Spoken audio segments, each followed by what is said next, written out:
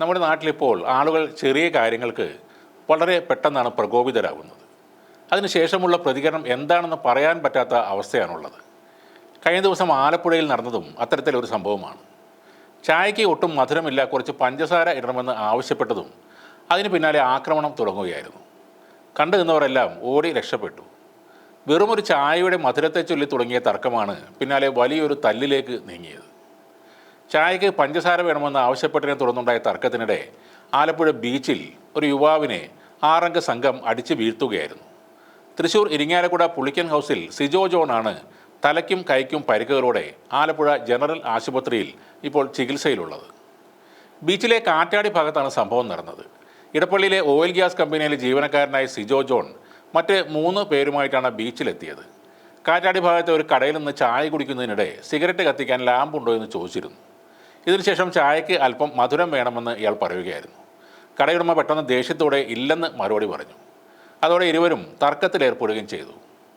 പിന്നീട് ഇവർ കുടിച്ച ചായയുടെ ബില്ലൊക്കെ നൽകി ബീച്ചിലേക്ക് പോയപ്പോൾ പിന്നാലെ എത്തിയ 6 അംഗ സംഘം സ്റ്റീൽ കമ്പിയും വടിയും കൊണ്ട് സിജോ ജോണിനെ അടിക്കുകയായിരുന്നു. തലയ്ക്കും ഇടത് കൈക്കും ഗുരുതരമായി പരിക്കേറ്റ സിജോ ജോൺ നിലത്ത് വീണു. അതിനിടെ പോലീസ് എത്തുന്നത് കണ്ട അക്രമി സംഘം രക്ഷപ്പെടുകയും ചെയ്തു. ജനറൽ ആശുപത്രിയിൽ എത്തിച്ച സിജോയ്ക്ക് തലയ്ക്ക് 6 തുന്നലും ഇടത് കൈക്ക് പ്ലാസ്റ്ററും ഇട്ടിട്ടുണ്ട്.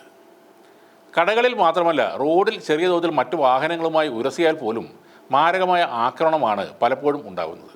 പ്രത്യേകിച്ച് രാത്രികാലങ്ങളിൽ ചെറിയ തട്ടലും മുട്ടലും ഉണ്ടായാൽ പരമാവധി വാഹനത്തിന് പുറത്തിറങ്ങാതെ നോക്കുക. നമ്മുടെ വാഹനം റിപ്പയർ ചെയ്യാനുള്ള പൈസയെ ചിലവാകും, അല്ലെങ്കിൽ അതിൻ്റെ 10 ഇരട്ടി ബിൽ ഹോസ്പിറ്റലിൽ കൊടുക്കേണ്ടി വരും. അക്രമ സംഭവങ്ങൾ മാത്രമല്ല, പലയിടത്തും ഇപ്പോൾ ആത്മഹത്യകളും കൂടി വരികയാണ്. പലരും സാമ്പത്തികമായി തകർന്ന നിലയിലായതും ഇതിനൊരു കാരണമായിട്ടുണ്ട്. പല തട്ടിപ്പുകളിലൂടെയും ആയിരക്കണക്കിന് ആളുകളുടെ പണം നഷ്ടമായിട്ടുണ്ട്. തിരികെ കിട്ടാൻ യാതൊരു വഴിയുമില്ലാത്ത രീതിയിലാണ് പലരും പെട്ടുപോയിരിക്കുന്നത്. തൃശ്ശൂരിലും കണ്ണൂരിലുമൊക്കെ ആയിരക്കണക്കിന് ആളുകൾ ഹൈറിച്ച് എന്ന മണി ചെയിൻ തട്ടിപ്പിലൂടെ ലക്ഷങ്ങൾ നഷ്ടപ്പെട്ടവരാണ്. ആ നിരാശയിൽ കഴിയുന്നവർ ചെറുതായി ഒരു പ്രശ്നം വരുമ്പോൾ പോലും ആദ്യം ആലോചിക്കുന്നത് ആത്മഹത്യയെക്കുറിച്ചാണ്. എപ്പോഴും ഓർക്കേണ്ട ഒരു കാര്യമെന്തെന്നാൽ ആത്മഹത്യ ഒന്നിനും ഒരു പരിഹാരമല്ല എന്നതാണ്. എല്ലായ്പ്പോഴും നിങ്ങൾ നിയമത്തിൻ്റെ വഴിക്ക് തന്നെ നീങ്ങുക.